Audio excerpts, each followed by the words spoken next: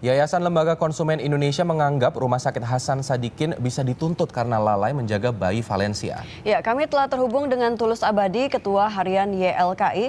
Pak Tulus, Menteri Kesehatan telah nyatakan tidak akan memberi sanksi bagi RSHS. Bagaimana pendapat Bapak? Iya, saya kira kalau Menkes menyatakan tidak akan memberikan sanksi karena dianggap bukan pelanggaran, itu saya kira satu statement yang tidak masuk akal ya. Karena jelas bahwa proses hilangnya bayi itu menunjukkan ada pelanggaran berat yang dilakukan oleh pihak rumah sakit terhadap pasien. Ya. Pasien itu kan sebagai konsumen rumah sakit. Itu dijamin dalam Undang-Undang Perlindungan Konsumen, Undang-Undang Praktek Kedokteran, dan Undang-Undang Rumah Sakitan. Ya.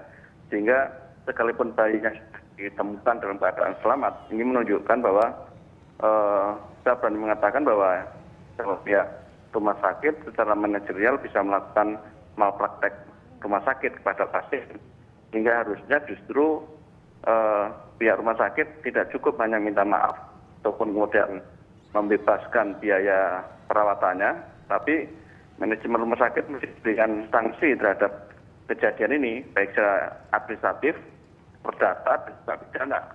Perdata saya kira sudah diberikan ganti rugi kepada pasien yang dibebaskan, itu saya kira itu perdataan, tapi dalam kasus ini tidak bisa dianggap secara kasuistik, tapi harus dilihat secara menyeluruh ya. Karena apakah itu berarti orang tua Valencia ini dapat menuntut RSHS karena kehilangan bayi mereka? Dan apa yang menjadi dasar hukumnya, Pak?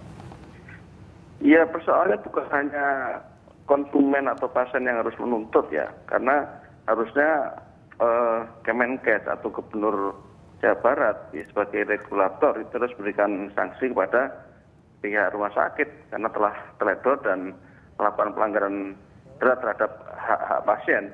Bagaimana mungkin ya seorang perawat atau tim perawat tidak mengenal dokter di situ, sehingga ada dokter gadungan yang masuk berkali-kali kemudian mencuri bayi. Ini kan menunjukkan ada penyakit akut di dalam manajemen di rumah sakit itu.